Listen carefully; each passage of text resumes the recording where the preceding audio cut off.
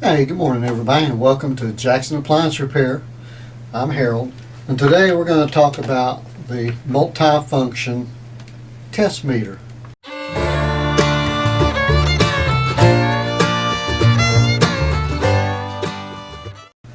Now if you're going to do appliance repair, you're going to need a test meter because you're not going to want to keep taking parts off of your appliance and running down to the appliance store and have them test them to find out that they're good and go back and take something else off and take back to the store. So we're going to unpackage this. It's very inexpensive. This particular one came from Harbor Freight. They're inexpensive. It's something that you should probably have laying around the house anyway to test other things.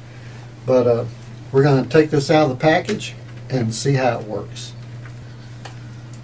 Now when you take it out of the package, you're going to have this nice meter. And you can have these two leads. These two plug into the meter here, depending on what test you're going to do. And then you have two pretty nice ends here that you can do tests with. So now on this particular one, on a test meter, the common down here is down here at the bottom. And we're going to plug the black one into that one. Just like that. Just going to plug that right in. Let me show you again. I'm just going to plug that in right there. And then the red one, we're going to do, let's check out the ohms first. We're going to do the ohms right here first. And now when you plug those in, now you can turn the switch here and turn it on. And you'll see some numbers come up there. Okay. So now we're going to go, let's see. So now when you're testing ohms, you want to plug it in just like this. And you want to set this, your meter here, I've got it to 200K. And it's going to come up, it's going to have a 1 on it, which is fine. And then if you take and you're testing resistance on a particular part, it should go to 0. Just like you imagine that you're not using a part and you're just taking these two leads and touching them together. And it will go to 0. Let me readjust my lights so you can see a little bit better. So now when you're testing for ohms, you're testing the continuity between two leads on a particular part. But it would be the same as taking your two leads on the tester and putting them together. Okay, now I've got the meter on 200K. And you can see that it's on 1 there. So we're going to test the leads to see if the meter's working properly. So we're going to touch the leads together and you're going to see it goes to 0. So then we're going to let them disconnect them. It's going to go back to 1.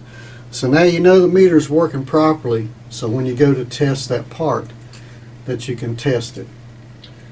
Now we're going to go and test voltage. Test voltage, like if you want to test 120 volts, you would put the common lead down here on the common where it says ohms MA on the meter.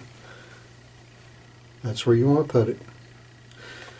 And then you want to start out at the high setting right here at 750. Okay. And now we're going to test. I've just got an outlet here on the table.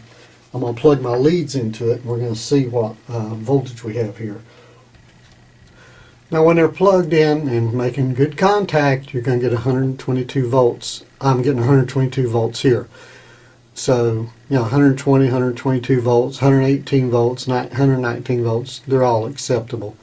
So this is equivalent to 120 volts.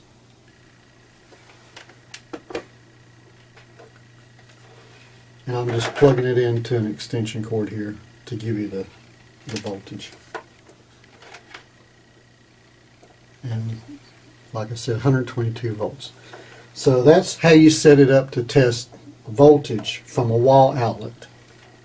So like I said, before you start any repair and start taking parts off and taking them and trying to replace parts, get you an inexpensive test meter like this. You can get this on a Harbor Freight. You can buy them at a lot of other stores, you know, Walmart, Home Depot, Lowe's. I'm not giving a plug for Harbor Freight, although I do buy a lot of stuff there. You know, pick one of these up, That way you can do some testing yourself and save yourself a lot of time running back and forth. Hey, I'm Harold with Jackson Appliance Repair Orlando. Please give me a thumbs up and subscribe to the video. I hope this video was helpful to you, and I'll have another video for you soon. You guys have a great day.